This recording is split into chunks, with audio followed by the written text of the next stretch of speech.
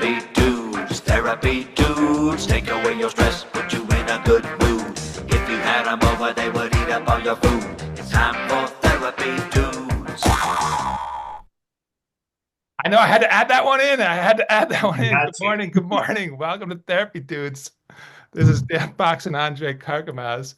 I am feeling a little punchy this morning. We're going to be talking about addiction and strategies for being able to overcome them. That's going to be Oh, our next two podcasts. We are sponsored by Boulder Psychological Services. Check out boulderpsychologicalservices.com for all your therapeutic needs. Andre, how you doing? doing all right, man. This topic in general is kind of uh, an annoying one, to be honest, addiction, because I feel like we're addicted to everything, like all the time. We're addicted to everything all the time. I feel that way lately. Everyone has phones, sugar, because I'm still fighting it. But anyway, Bones and sugar. Bones and sugar. phones and sugar, that's what I struggle with, man. Dude, I almost got in our weight loss challenge. I know this is for the next podcast, but I almost got down under 180. I was at 180.3. And You can't do that before me. You're so I much older than me. I need to get there first. I know, but with age comes wisdom and discipline. Yeah, And that's if there's true. anything we know you're lacking, it's It's all of those it's things.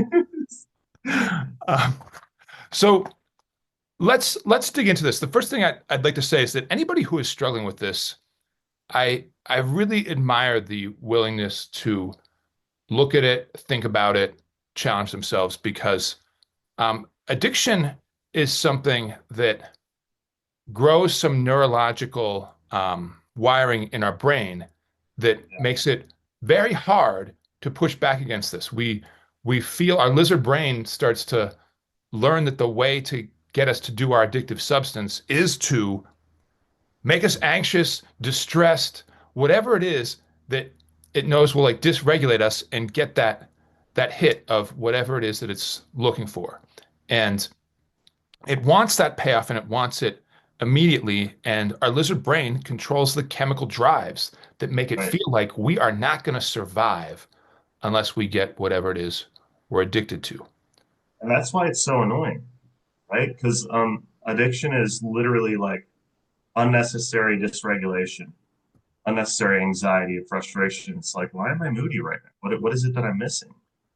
You Right. know, Right. like So you're probably addicted to a lot of things because you're always moody. So we'll figure I it out though. always, yes, always. I think that the thing right now that's, hardest in a daily way for sure is the two things you talked about, like my phone and just, it's not just sugar for me. It's like sugar, salt, oil, Yeah. and it's, after 8 p.m. But we'll get into the personal stuff later. I wanna get back to that challenge of our lizard brain for a minute because willpower is the thing that gets us to declare that we're going to make some changes, right? We want to see some changes. Our wizard brain, our sort of smart thinking wizard brain, knows that this is not cool for us long term, knows that it's not holistically healthy, and through our willpower, we're seeking to figure out how to do things differently. But willpower is much more subject to like our internal and external environmental conditions.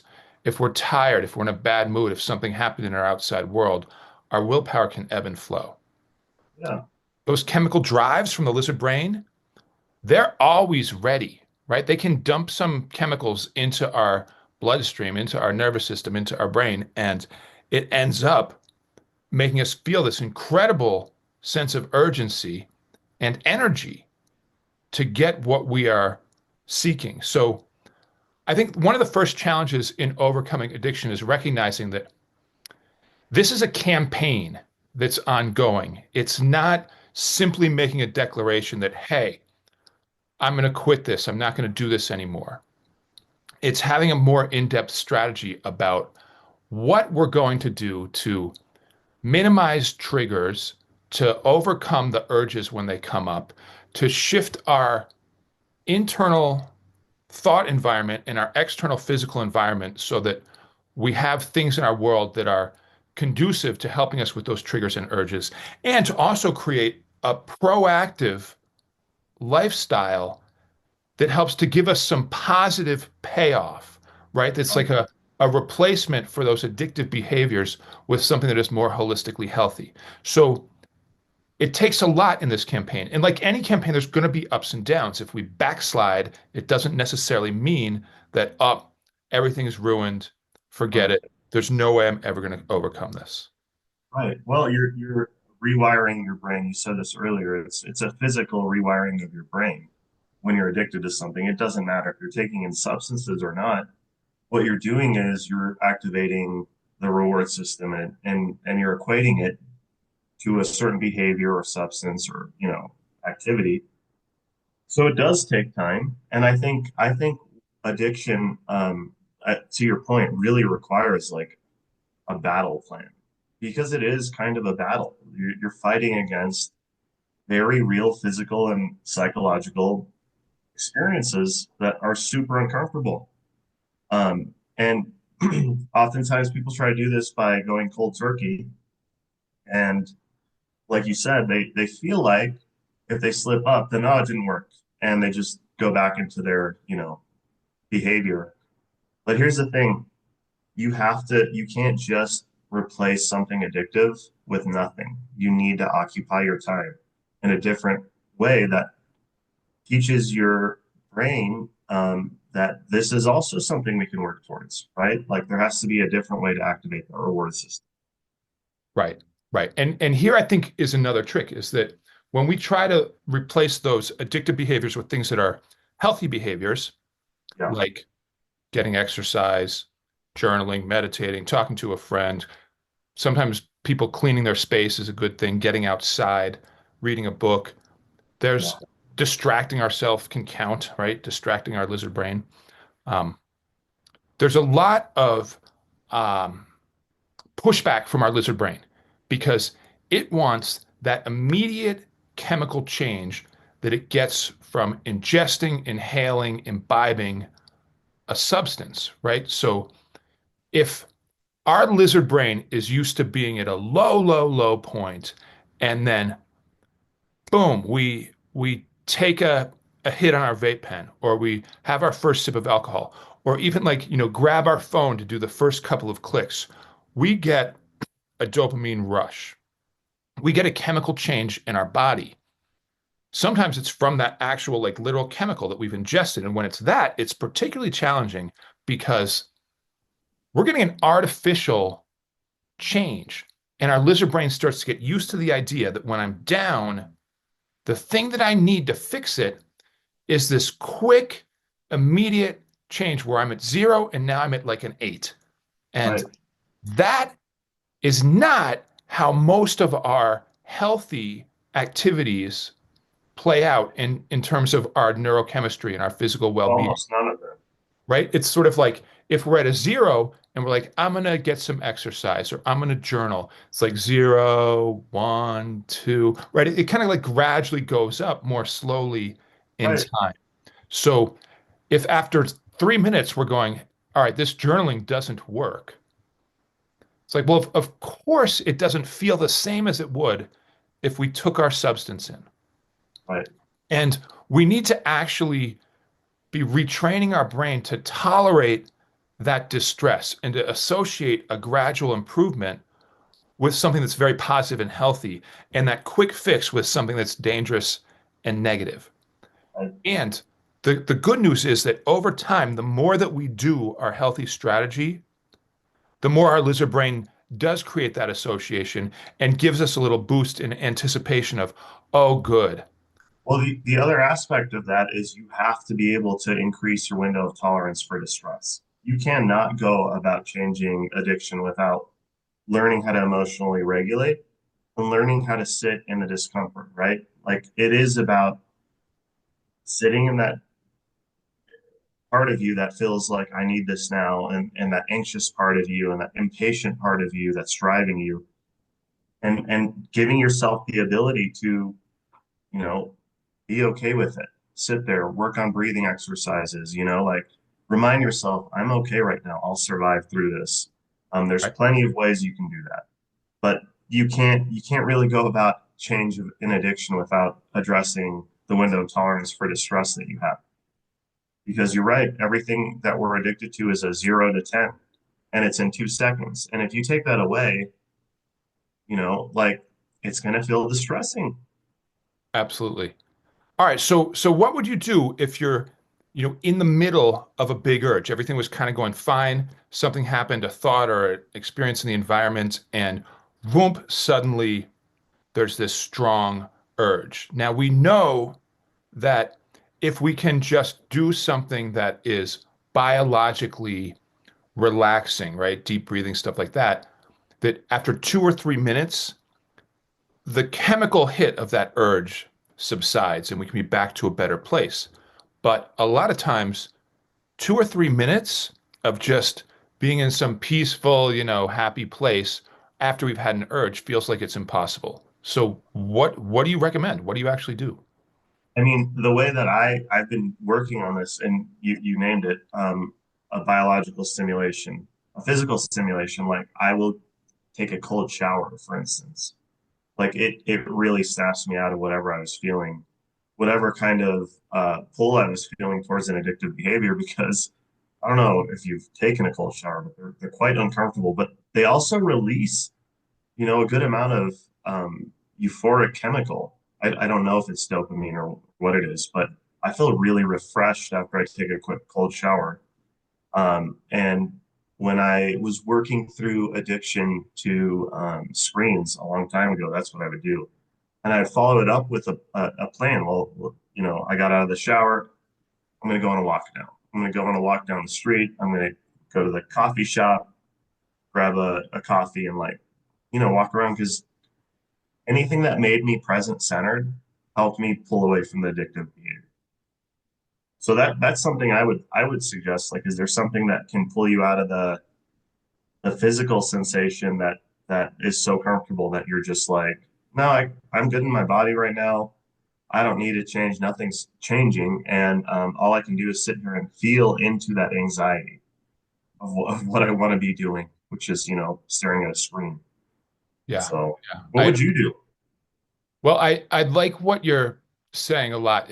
It's finding biological resets for our nervous system, right? We're overstimulated, and that temperature change or that intensive burst of exercise are really good ways to just get our nervous system back on track. And I'm going to go with two more because there's an acronym, TIP, TIPP, that Hmm. are the four research-based, sort of most universally working, right, for most people, interventions when we're in the middle of that kind of panicked, spiked moment, whether it's anxiety or an urge to go after our addictive substance. You name the first two, the temperature change, that's the T, and the intensive burst of exercise, right? Get outside, go for a walk. You could even like run up and down the stairs, do a minute of push-ups and sit-ups, do some Yeah, like that's what I jump rope. also would do. Is I had a mat on the floor, so I could go and quickly do some push-ups and some planks and whatever it is to pull myself out of it. Nice. Yeah. The other two P's, one is paced breathing. So if you haven't heard of square breathing before, this is worth just looking up online and getting a YouTube video that kind of walks you through it, or just reading about it. But it's basically counting on your in breath and out breath, but also taking some space and counting between the in breath and the out breath, and between the out breath and the in breath. So it's creating four parts to our breathing, which is why they call it square, for the four parts. And I sometimes will breathe in for 3 beats, hold it for 2 beats, breathe out for 3 beats, hold it for 2 beats. So mine's more like a rectangle, a 3 by 2 rectangle, but it it's a physical intervention on our nervous system that works, right? If we do that for 2 minutes and we slow down our breathing, biologically, our nervous system has to be coming down, right? It's going to come down if we do that. Now, the trick is that if we're in an anxious place, paced breathing for 2 to 3 minutes sometimes feels like it's heroically impossible. Our mind is Right. racing, our body is racing, and it's hard to just allow ourselves the opportunity to do that. So we've got to practice it during times when we're just like a little bit peeved, slightly irritated, so that we can get it in our bones what that feels like and get some muscle memory for it so that when a bigger problem comes up, that intervention has the strength to kind of meet the moment. Right. Um, Yeah. Oftentimes people will go straight to the mind or to the feeling they're having in their body and fixate on it, looking for a resolution, right? yeah, Either trying to fix it cognitively or we're trying to understand our emotion. And when you're feeling hijacked like that, it's actually really maladaptive to focus on those parts of what's going on inside of you because you're not going to come to a resolution. You're spiraling, right? So the only way to really regulate yourself is to regulate your breathing. And then, we oftentimes what I would do if I'm getting dysregulated is I would catch it first. Like awareness is key. Like most people don't realize when they're losing their regulation. They're just overthinking, overanalyzing, overfeeling, right? They're feeling stuck. Well, those are the moments where you got to catch and go, oh, I'm not in a place where I'm feeling in control. I'm not in a place where I'm feeling comfortable or maybe even safe is a good word for this, but I need to just focus on regulating. nice. Regulating is key at that point. So breathing is, I always teach clients, notice what's going on inside of your body. Notice what's going on with your breathing. What is happening with your breathing while you're having this experience? Once you regulate that, you can start to think a little clearer. It doesn't mean that the feelings are going to go away, but you have some more like agency over what your experience is going to be moving forward. Does that make sense? It does, it does. And I would encourage people to look on YouTube or get Headspace and start to find some of these relaxation suggestions that people are making. Often there'll be a 10-minute or a half hour long um, auditory, reminders. It kind of runs us through a script of different parts of the body to be aware of and to relax and to breathe into. And that's actually the final P is progressive relaxation. We progress through different parts of the body, bringing our awareness to them in Mm, a scripted routine, right? In something that we repeat over time on different days so that the script itself gets that experiential muscle memory into our bones so that as we go through it, it's cueing our body that, hey, this is relaxation time. It's telling our mind everything's fine. And there's some great, if you look up Yoga Nidra, Nidra on YouTube, that will bring up a bunch of these kinds of things. And again, Headspace has some great ones for all sorts of different circumstances. That's an app you can get on your phone. yeah, But that's a good one. those techniques, if we're willing to practice them 5 times, 10 times throughout the course of a week or two, they do start to get some traction. And we're building skills, right? Tolerating distress is a skill that needs practice. Managing Yes. our urges is a skill that needs practice. Just like physical fitness requires practice, right? It's not like an insight that's going to make us physically fit. It's not a No, thought, it's not a feeling. practice, Yeah. right? And likewise, these mental fitness strategies need to be practiced so they become tools that we can actually use in a skillful way. Well said. All right, before we wrap, I just need to like have my ADHD brain press a couple of buttons here. So I'm gonna give you the Raz trumpet or trombone. Yeah. There we And go. a little alarming air raid to see if it messes with your nervous system.